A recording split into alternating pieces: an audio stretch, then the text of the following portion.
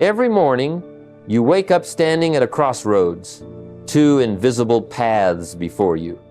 One is the path of comfort, and the other is the path of growth.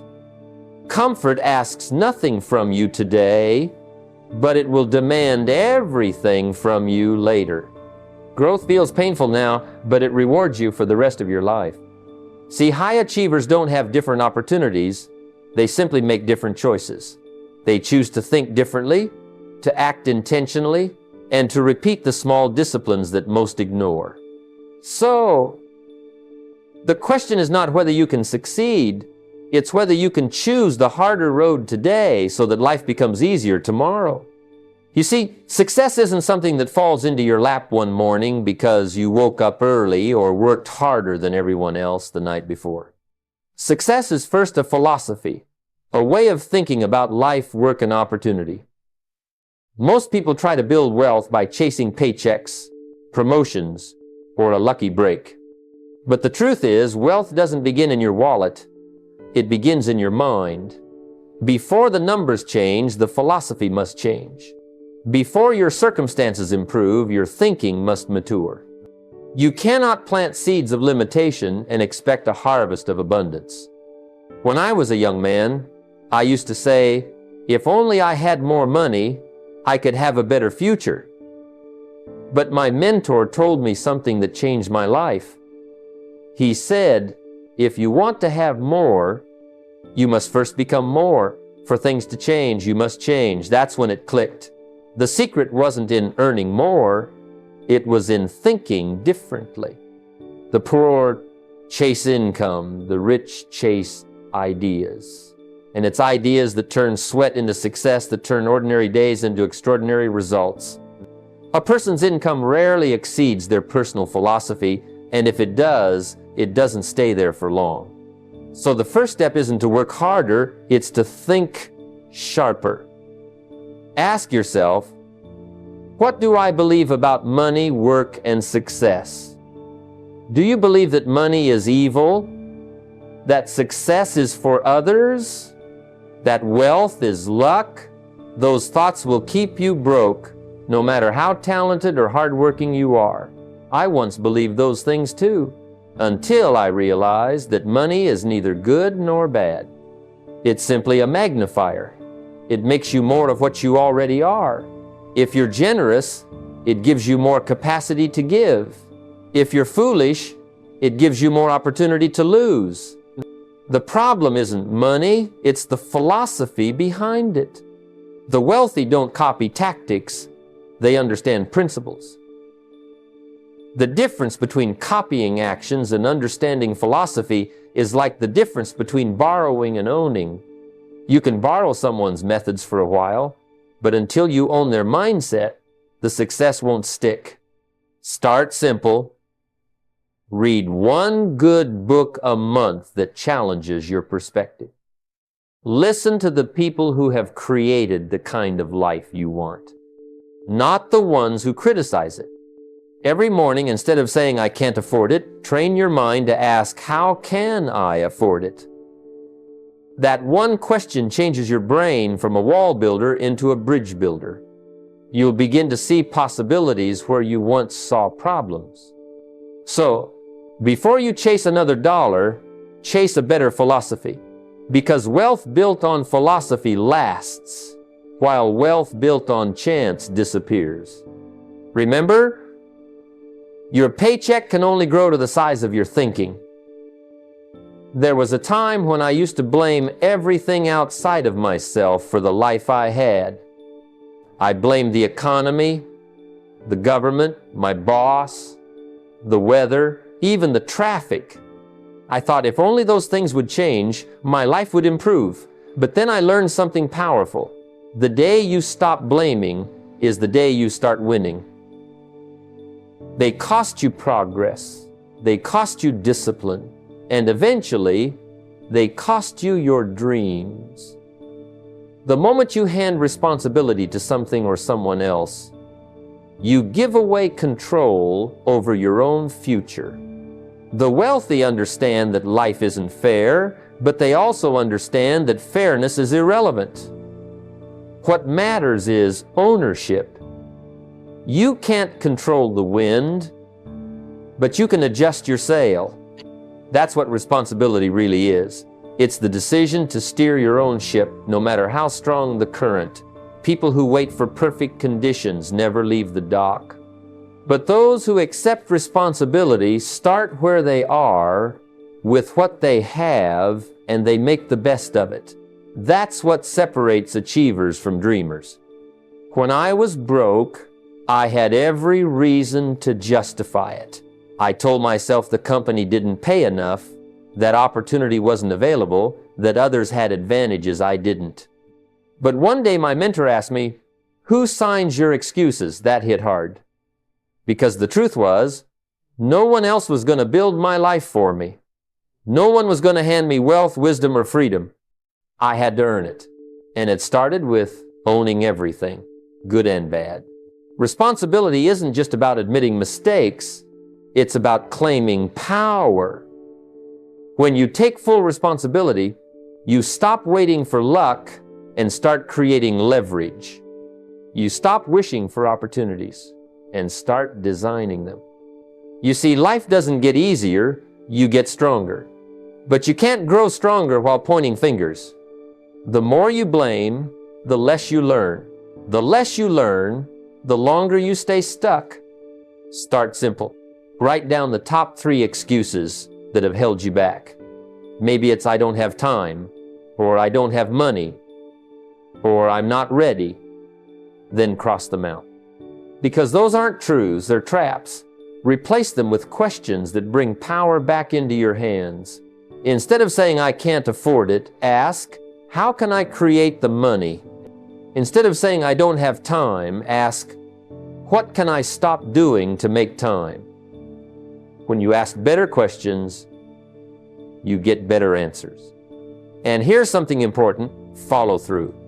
Finish what you start, even when no one's watching. Every incomplete task weakens your sense of control. Every finished one strengthens it. Discipline builds confidence.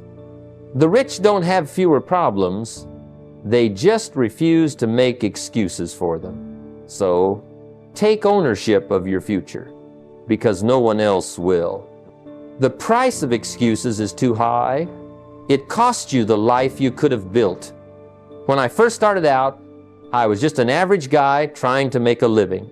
I worked hard, showed up on time, and did everything the company asked me to do. But no matter how many hours I worked, I couldn't seem to move ahead. Then one day, a wise man told me something that changed everything.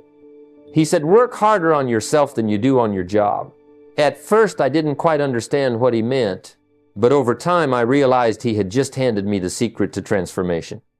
You see, your income is a direct reflection of your personal growth.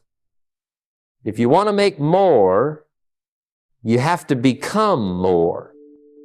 You don't get paid for the time, you get paid for the value. And value doesn't come from the hours you put in, it comes from what you bring to those hours. 2 people can spend the same 8 hours in a day. One earns minimum wage, the other earns a fortune. The difference is not time, it's personal development. The marketplace rewards value, and value is built by developing yourself, your mindset, your skills, your communication, your discipline, your leadership. The more valuable you become, the more doors open. The more you grow, the more you attract. That's the law of success. When you become the kind of person who can handle more responsibility, more opportunity, and more pressure, the world will hand it to you. So, if you want your life to change, don't ask for an easier job, ask for greater wisdom. Don't wish for fewer problems, wish for more skills. When you grow, everything around you grows.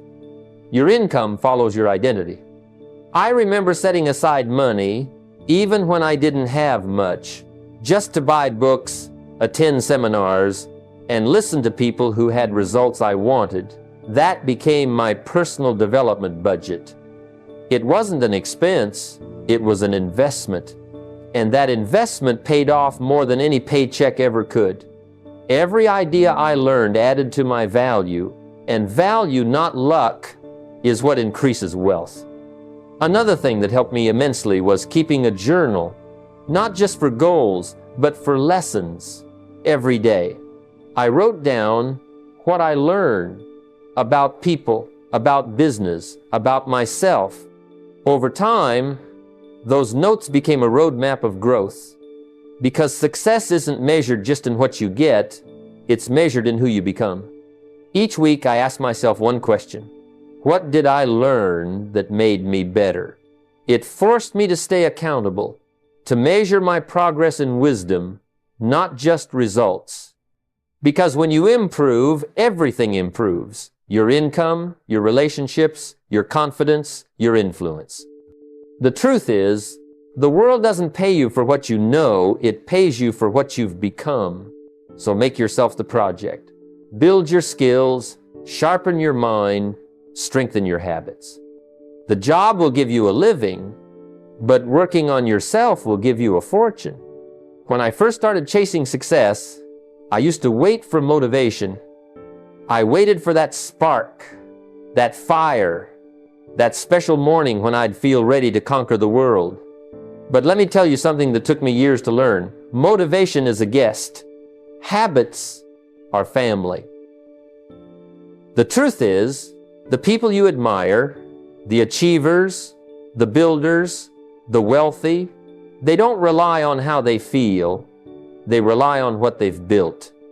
Motivation might get you out of bed one morning, but habit will get you up every morning. And once you understand that, your entire approach to success changes. The rich, the disciplined, the consistent, they've trained themselves to act not when they feel like it, but because it's part of who they are. You see, the secret isn't to chase energy, it's to design structure. Systems beat emotions every single time. I remember when I used to put off reading until I felt inspired. Some weeks I never picked up a book at all. But when I set a fixed time every evening, no matter how I felt, something powerful happened. I built momentum. And momentum, once it's moving, becomes its own form of motivation. Because success isn't about intensity, it's about consistency. You can't build wealth, fitness, or peace of mind from occasional effort. You build them from repeated effort. Small, disciplined actions done daily create enormous results over time. That's the principle of compounding, not just in money, but in character, learning, and success. A single push-up doesn't make you strong, but 10 years of daily discipline transforms your entire life. So start by setting fixed times for your most valuable habits: reading, planning, reflection. These aren't luxuries, they're lifelines. They keep your mind sharp, your purpose clear, and your day under control. Treat them as appointments with your future self, because that's exactly what they are. Then, automate what you can. Don't leave discipline to willpower. Design it into your environment. Set automatic transfers for savings and investments. Schedule time for learning. Turn your environment into a silent coach, one that reminds you, guides you, and keeps you accountable when motivation fades. And here's something I learned the hard way. Review your habits often. Sit down once a week and ask, what's helping me grow and what's holding me back? Because habits are like employees. Some earn you a profit, others drain your company. You must fire the bad ones before they bankrupt your potential. The difference between the poor and the wealthy isn't luck, it's consistency. The rich have simply turned discipline into rhythm. They don't hope to improve, they've built the habits that guarantee it. So, stop waiting for the right feeling. Let the feeling follow the doing. If you can master your habits, you won't have to chase success. Success will have no choice but to chase you. One of the greatest lessons life will ever teach you is that success doesn't come to those who crave comfort. It comes to those who crave control. You see, wealth is not about how much you make, it's about how much you keep, how wisely you use it, and how patiently you let it grow. Most people fail financially not because they earn too little, but because they spend too fast. They chase pleasure over progress. They trade their future for a moment. And yet, the wealthy have mastered something most overlook, the art of delayed gratification. The poor spend first and save what's left. The rich save first and spend what's left. One is guided by emotion, the other by principle. It's not that the rich don't enjoy life. They simply understand that true enjoyment comes from freedom, not impulse. You see, every dollar you spend today on what you don't need steals from the freedom you could have tomorrow. When you learn to say not now, you're really saying yes to something greater later. When I was young, I wanted everything fast. The car, the clothes, the lifestyle. I used to look at people who were disciplined with their money and think they were missing out. But over time, I realized they were the ones playing the long game while I was playing the losing game. They were planting trees while I was buying shade that disappeared by morning. And when the seasons changed, they had an orchard, I had a receipt. So, here's what I began to practice. Every time I earned $1, I saved a portion of it before I touched the rest. It didn't matter if it was 10% or 5%, what mattered was the habit. That small act told my future self, you matter. It built not only savings, but also character. Because saving is not just a financial act, it's a psychological declaration that you're in control of your life, not your impulses. Another rule I learned, never buy in the heat of the moment. I gave myself a simple challenge. Wait 48 hours before making any big purchase. You'd be surprised how often that desire fades when the emotion cools. It's not about denying yourself forever, it's about teaching your emotions who's in charge. And perhaps the most powerful part of delayed gratification is having a vision that makes waiting worthwhile. You won't sacrifice today unless you have a clear picture of tomorrow. That's why setting long-term financial goals and reviewing them monthly is vital. It keeps your eyes on the harvest, not the hunger. Every time you choose discipline over impulse, you're telling the universe you're ready for more. The truth is, money doesn't stay with those who spend for pleasure. It stays with those who spend for purpose. And purpose requires patience. So, learn to wait, not in frustration, but in faith, because when you can delay gratification, you no longer live for the moment, you live for the legacy. One of the most important lessons I ever learned was this: the market doesn't respond to need, it responds to value. You can need money all day long, and the marketplace won't care. You can hope, pray, and even demand more pay, but until you bring more value, nothing changes. That's the rule of the game. The only people who get paid more are the ones who become more valuable, not the ones who wait for it, complain about it, or demand it. When I was younger, I used to think my boss should pay me more because I worked hard. But hard work alone doesn't guarantee wealth. If it did, every construction worker and farmer would be a millionaire. The question isn't how hard you work, it's how valuable your work is. See, a janitor and a CEO both put in hours, but their value to the system is different, and that difference is what the market rewards. Once I understood that, my whole life changed. So the real question you should be asking isn't why don't I get paid more, but how can I deserve more? Because if you become more valuable, you'll never have to chase opportunity. Opportunity will start chasing you. It's the natural law of exchange. Life pays for value delivered, not time spent. That's why every day you should wake up and ask, how can I create more value for others today? Maybe it's serving a customer better, improving your skill, or solving a problem faster. Maybe it's adding kindness where there's indifference or efficiency where there's chaos. You see, when you focus on serving others, rewards become a natural consequence. But when you focus on rewards first, frustration follows. The order matters. Start improving your skill, even by 1% each week. Small improvements compound into mastery. When you work harder on your craft than you do on your complaints, results start appearing. The marketplace has an incredible memory. It never forgets value. That's why the best investment you can ever make is in becoming better at what you do. And here's a truth many miss. Money is not the goal. It's the scoreboard. It measures how much value you've created in the world. If the numbers aren't moving, it's not the system that's unfair. It's a signal that you need to level up. So, instead of resenting the market, start respecting it. The market always tells the truth. Track your progress, not by what you earn, but by how much better you've become at solving problems, leading people, or improving systems. Every new skill you add multiplies your value, not just in money, but in meaning. Because when you become someone of value, wealth follows you naturally.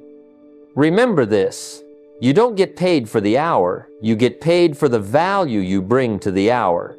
So before you demand reward, build yourself into someone the world can't ignore. Then you'll never have to chase success, you'll attract it.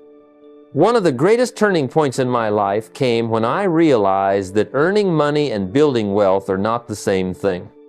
Earning money simply keeps you alive. Building wealth sets you free.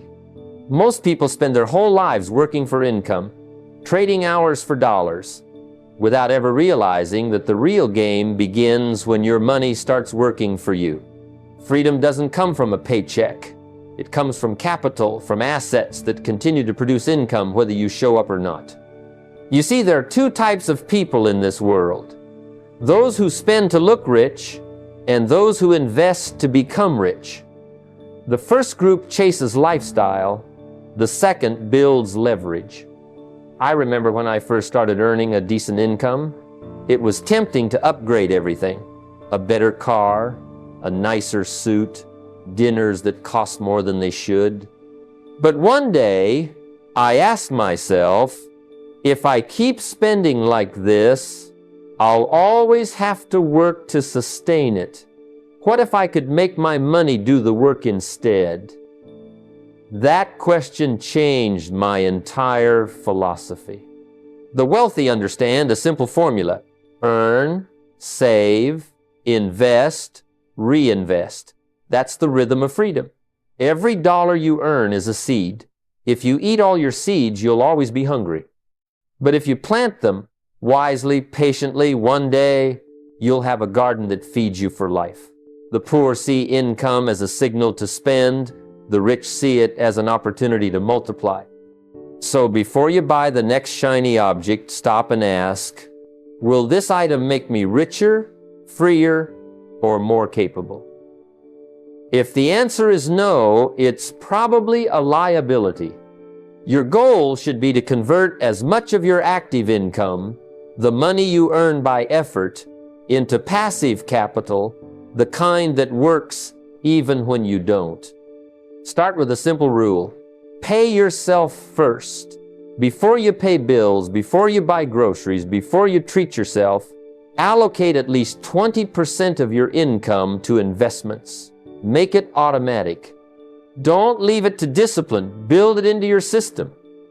Because wealth isn't built by emotion, it's built by structure. Once your money begins to grow, resist the temptation to consume the profits too soon. Reinvest them. Let your returns create more returns. It might start small, a few extra dollars of interest, a small dividend, or a side investment growing slowly. But that's the foundation of compounding. And compounding, my friend, is the quiet miracle that turns modest earners into millionaires. Every quarter, review your assets, not your expenses. Ask yourself, did my capital grow this season? If the answer is yes, you're moving toward freedom. Because true wealth isn't measured by how much you earn, but by how little you have to work to sustain the life you want. So, don't aim to live off your labor forever. Let your labor create capital, and let your capital create freedom. When your money starts earning more than you do, that's when you've truly arrived. Most people spend their lives chasing money, but here's the irony. Money runs away from those who chase it and flows naturally to those who create value. You don't get paid by the hour, you get paid for the value you bring to that hour. The market doesn't reward need, it rewards contribution. So if you want more income, you must become more valuable. The key is not to do more, but to become more.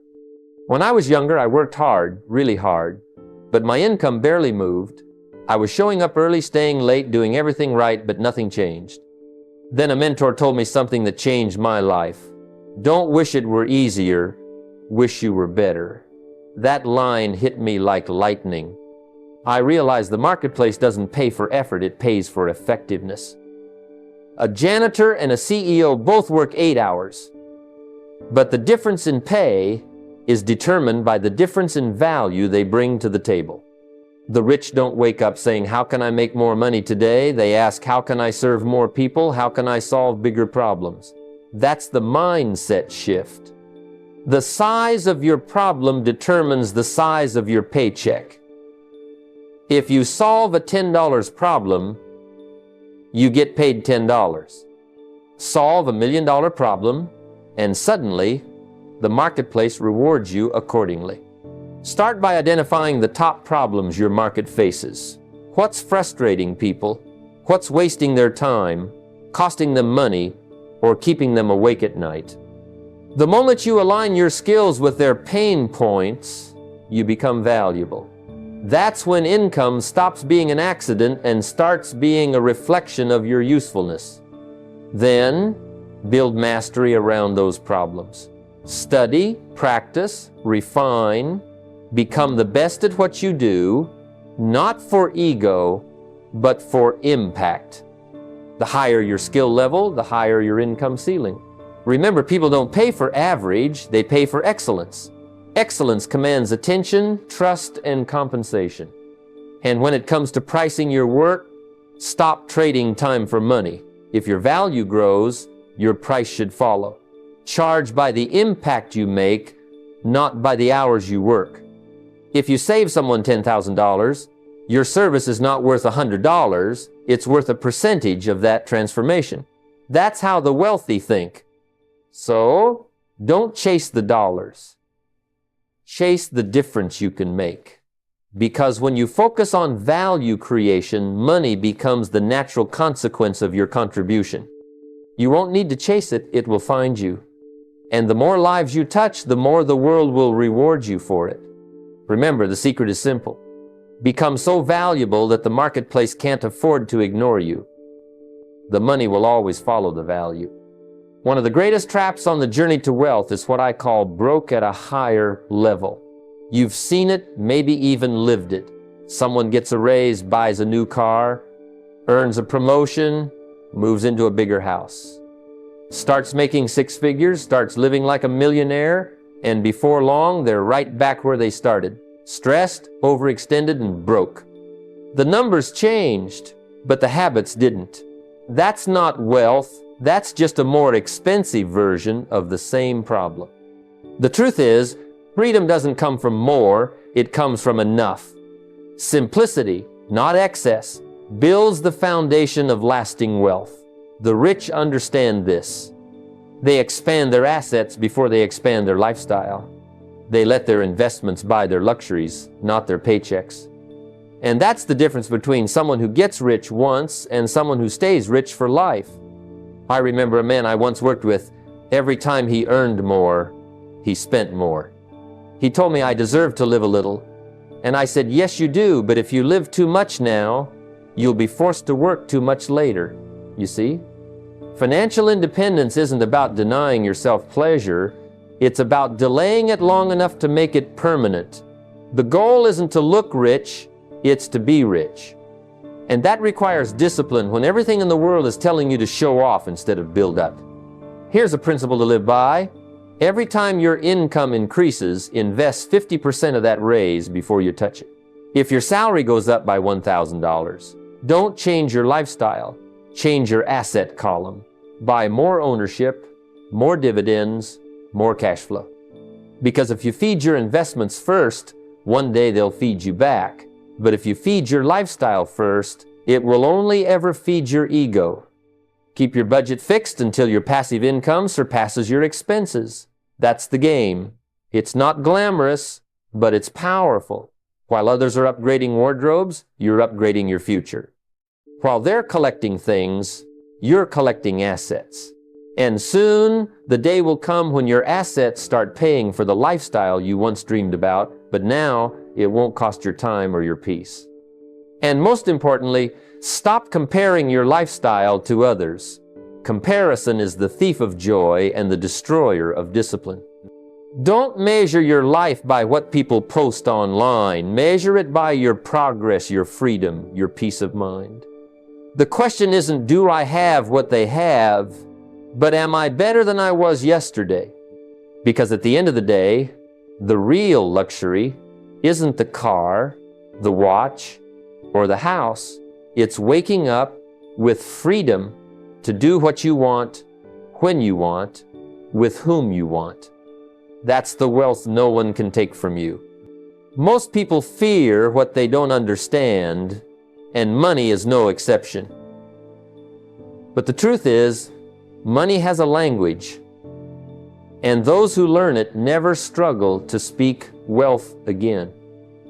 The wealthy don't have different opportunities.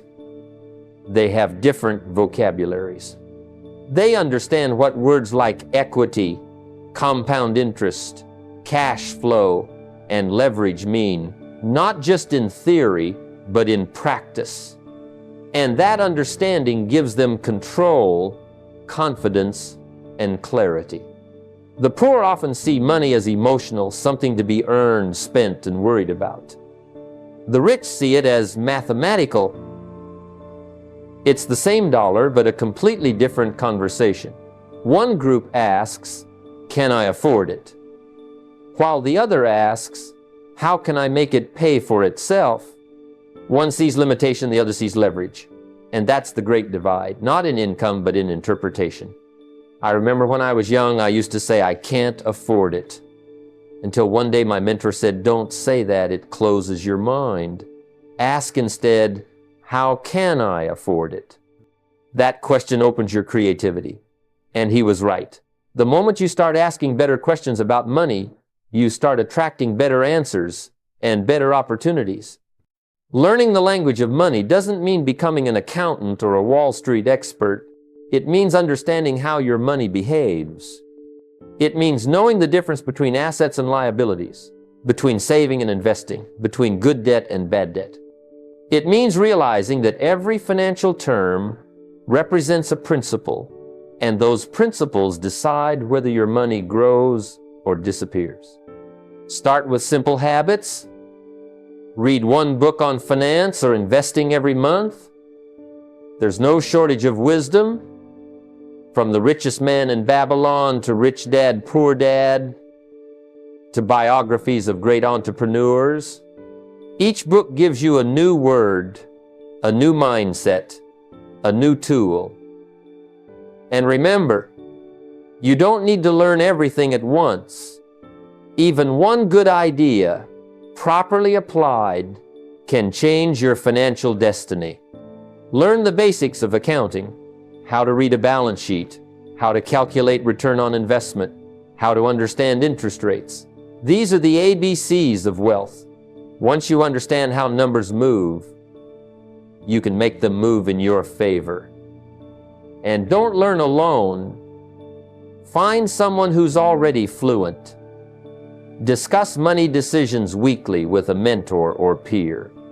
Talk about your goals, your wins, your mistakes, because financial education compounds just like financial returns.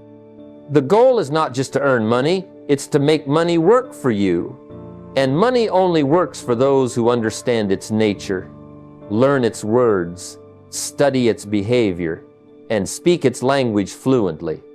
Because when you can talk money, money starts talking back in the language of freedom. The difference between the rich and everyone else often lies in one subtle but powerful distinction. Investors build wealth, speculators chase it. One acts with reason, the other reacts with emotion. One seeks value, the other seeks excitement. And life, much like the marketplace, rewards patience, not passion. It's easy to confuse activity with progress, but in the financial world, movement isn't the same as momentum. The investor knows that slow and steady creates stability. The speculator lives for the thrill of quick gains and often ends up with quick losses. I've met people who treat the stock market like a casino. They buy because a friend said so, because a headline excited them, or because everyone else was doing it. That's not investing, that's guessing. And guessing is not a wealth strategy, it's entertainment. The investor plays a different game. They study, they learn, they wait. They understand that investing is not about timing the market, it's about time in the market. The magic happens not through luck, but through compounding. And compounding only rewards those who stay long enough to be rewarded. When I first began to invest, I was tempted to check my portfolio every day, as if my attention alone could make it grow faster. But I soon learned that wealth, like a tree, doesn't grow by constant inspection, it grows by patient cultivation. You water it, you prune it, and then you let nature do its work. The investor plants seeds of capital with a vision, not with anxiety. Never invest in what you don't understand. That's a simple but life-saving rule. If you can't explain how something makes money, you shouldn't put your money in it. Because confusion and wealth cannot live in the same room. Take time to study before you act. Read financial reports, learn how companies earn, and understand the trends that affect your investments. The more you know, the calmer you'll be when markets fluctuate, and they always do.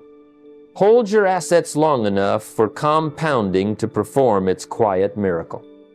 Remember, the greatest wealth builders didn't get rich overnight. They got rich over time by allowing time to multiply their consistency. Every year your money stays invested, your patience earns a premium. And most importantly, review your investments wisely. Twice a year's enough. Constant checking breeds emotional decisions, and emotions are expensive in the marketplace. Let data, logic, and discipline be your partners. The investor knows that success is not about predicting, it's about preparing. So don't chase excitement, chase endurance. Don't chase trends, chase truth. Because when you learn to think and act like an investor, not a speculator, wealth stops being a gamble and becomes a guarantee of growth. True investing isn't about making quick money, it's about building lasting freedom. Knowledge is only powerful when it's applied. You can study for years, read hundreds of books, and attend every seminar on success. But if you never convert what you know into something useful for others, your knowledge remains potential energy, never kinetic. The wealthy understand this distinction well.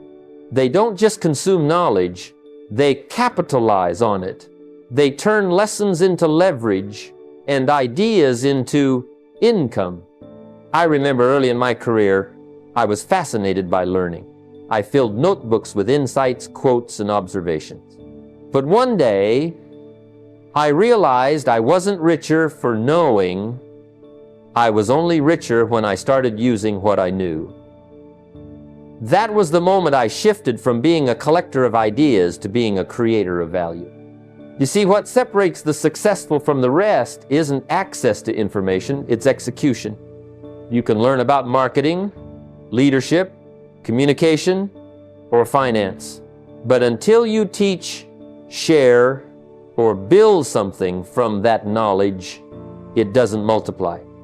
The person who learns once and applies once receives a single return. The person who learns once and teaches it to others receives endless returns. Teaching deepens understanding, and sharing amplifies impact. The mind grows stronger when it's used to strengthen others. So, how do you turn knowledge into income? Start with your story. You've learned lessons through your own struggles, failures, and victories. Someone out there is looking for the exact wisdom you've already earned. Maybe it's in your profession, your passion, or your personal journey, but it's valuable. Package it. Start a blog where you write about what you've learned. Record a video. Create a course, or offer coaching to those a few steps behind you. You don't need to be the best. You just need to be one step ahead of someone else. I've seen people build entire businesses teaching others what they once struggled to understand. One person studies personal finance and teaches budgeting. Another masters communication and helps professionals speak with confidence. Another turns their corporate experience into consulting. The possibilities are endless because knowledge, when organized and offered, becomes a product, and products create passive income. Record your lessons. Every time you make progress, take notes. Every time you make a mistake, take notes. Every failure you survive becomes a manual someone else would pay to read. Reinvent your knowledge into scalable systems, books, workshops, digital courses, or software. Once your experience becomes structure, it starts earning while you sleep. The beautiful thing about monetizing your knowledge is that it creates a cycle of growth. The more you share, the more you learn. The more you learn, the more valuable you become. And as your value grows, so does your income. Remember, money follows value, and value follows wisdom applied. So don't just accumulate information, activate it. Don't let your ideas gather dust. Let them gather dividends. Turn your wisdom into wealth. Because the greatest return on knowledge isn't what it does for you, it's what it allows you to create for others and for your own freedom. There's a certain kind of wealth that no market crash, no economic downturn, and no betrayal can take away. The wealth of integrity. Every time I've watched a person rise too fast, cut corners, and take shortcuts, I've also watched the fall that followed. It's not the speed of success that matters, it's the stability of it. Wealth built without integrity is like a beautiful building on a rotten foundation. It looks impressive until the first storm arrives. I learned early in life that money is a magnifier. It doesn't change who you are, it reveals who you are. If you're generous, money makes you more generous. If you're deceitful, money gives you a bigger stage for deceit. The question then is not how much can I make, but who will I become in the process? Because if you lose your character while chasing currency, you've traded something priceless for something temporary. The marketplace rewards trust, always has, always will. You may deceive once, maybe twice, but reputation moves faster than you can run. I've seen entire careers crumble because someone chose profit over principle. The truly wealthy understand this truth. Long-term wealth demands long-term character. Integrity compounds just like money, slowly at first, then all at once. Every honest deal, every fulfilled promise, every moment you choose what's right over what's easy, these are deposits in the bank of trust. And trust pays the highest dividends. When I started doing business, I made it a rule, never compromise character for cash. I'd rather walk away from a deal than sell my integrity. And every time I did, something better came along. Because when people know they can rely on your word, they'll bring you opportunities that money alone could never buy. You become a magnet for partnerships, referrals, and influence, all because people trust your character. I once told a young entrepreneur who was eager to get rich, you can get rich quick, or you can get rich right, but rarely both.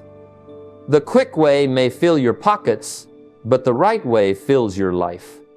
And here's the best part. When you build with integrity, You sleep well. No guilt, no fear, no pretending. You can enjoy your wealth because it's clean, honest, and well-earned. So, honor every promise, small or big. When you tell someone you'll call back, call back. When you say you'll deliver, deliver. When you make an agreement, keep it, even if it costs you something. Your word must mean more than your signature. Build partnerships on trust, not desperation. Don't work with people who make you compromise your standards, because no deal is worth the price of your peace. Integrity is the only currency that never loses value. You can lose money and rebuild it, lose a business and start again, but if you lose your reputation, you lose your greatest asset. Build wealth that reflects who you are, not what you can get away with. Because when your wealth mirrors your values, you don't just make a living, you make a legacy. As we come to a close, I want you to remember this. Success is not built in a day, but it is built daily. Wealth, achievement, fulfillment, they are not events, they are processes. Every choice you make either builds your future or borrows from it. Don't wait for the right time, the perfect opportunity, or the ideal conditions. They don't exist. What exists is today, and what you do with it determines everything that follows. Decide right now to take full responsibility for where you are and where you're going. Work harder on yourself than on your job. Build habits that outlast motivation. Learn the language of money. Lead with integrity. And above all, create value wherever you go, because the marketplace always rewards value. There will be days when you feel tired, when nothing seems to move, when results take longer than expected. That's when you remind yourself, discipline builds empires, excuses build regrets. Don't stop when it's hard, stop when it's done. So tonight, make a promise to yourself to start now, grow daily, and never trade what you want most for what you want now, because your future is waiting and it's worth every effort you give today.